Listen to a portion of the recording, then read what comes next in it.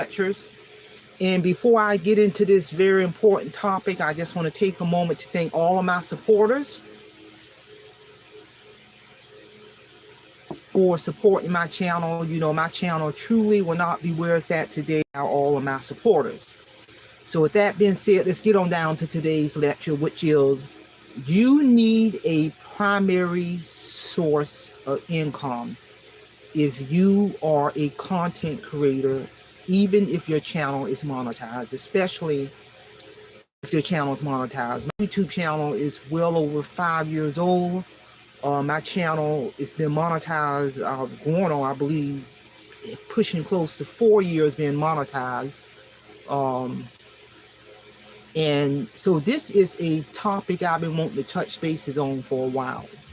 You know, although my channel's monetized and, you know, it took me 2.5 years to monetize my channel, I tell anybody, you know, you better have a primary source of income. I don't care what amount of money you're making every month for YouTube for these reasons. You know, although I fully retired, September make 3 years that I've been in full retirement. I'm retired state government, I'm retired military, so I get a few pensions for the rest of my life. So, you know, I have primary sources of income, irregardless of what amount of money I get paid from YouTube. But I tell anybody, you know, if you are monetized as a content creator, you are setting yourself up for failure if you have no other source of primary income. Real talk, people.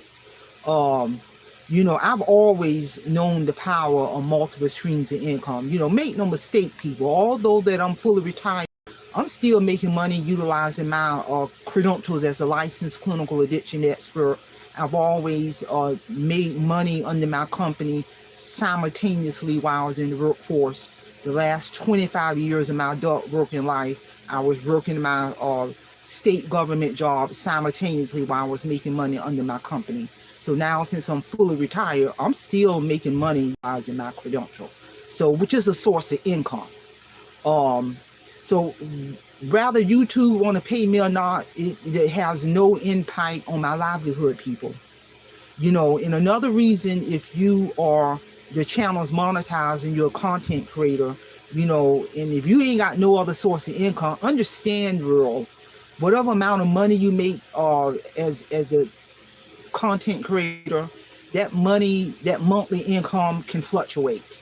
You know, it can fluctuate, but on the flip side, your bills are not going to fluctuate. If your channel's monetized and you're getting paid by YouTube, we are considered a 1099 independent contractor. So at the end of the year, YouTube will send us our 1099 to reflect the amount of money we make for the whole year, and you turn all that over to your CPA. And so if you ain't got no other source of income, and you're basing your livelihood off being an independent contractor, content creator from YouTube, you're 1099. Understand that whatever money you make, you better be paying into your own 401 as an independent contractor. Because if you're an independent contractor, YouTube ain't paying no 401. If that's your only source of income and you getting that 1099, you better be paying your own medical insurance, life insurance, dental insurance for yourself and your family. And that, when you carrying that bill on your own, that can be astronomical. Versus when you're working a career job, because I'm fully retired, so I'm a veteran. I'm gonna get medical and pension for the rest of my life. I get a pension and medical from state government from the rest of my life. So I got 3 pensions with medical benefits hit me for the rest of my life. I don't see a medical bill. So even though I'm an independent contractor with YouTube, I ain't got to worry about all that. I'm good. But if you ain't got no other source of career job and you just a 1099 with YouTube, then you are going to have to pay into your own Social Security. You're going to have to pay into your own 401. You're going to have to purchase medical insurance, life insurance, dental insurance for yourself and your dependents. And that can be astronomical money on a monthly basis. Real talk. Another reason why you need a primary source of income, a career job, simultaneously if you are a 1099 independent contractor with YouTube, is number one, most importantly, if you violate those community guidelines as an independent contractor, YouTube got the power to shut your behind down right now, this minute, this second. So imagine this for a moment. If you ain't got no other source of income and your channel gets shut down by YouTube because you are in YouTube house, guess what? Your money getting shut down too. Meaning you ain't got no more income. Your money is shut down, your channel shut down. So if your money gone and you ain't been investing wisely, how are you going to pay your rent, your mortgage, your car note, for some people credit cards? How are you going to take care of your kids? What about your medical insurance, your life insurance, your dental insurance, because your money shut down? How are you going to sustain your livelihood if you ain't got no other source of income and you know base your doggone livelihood waiting on a doggone YouTube check? Real talk. Another reason why is you need another primary source of income as a 1099 instead of just depending on that 1099 content creator is even when your channel is monetized.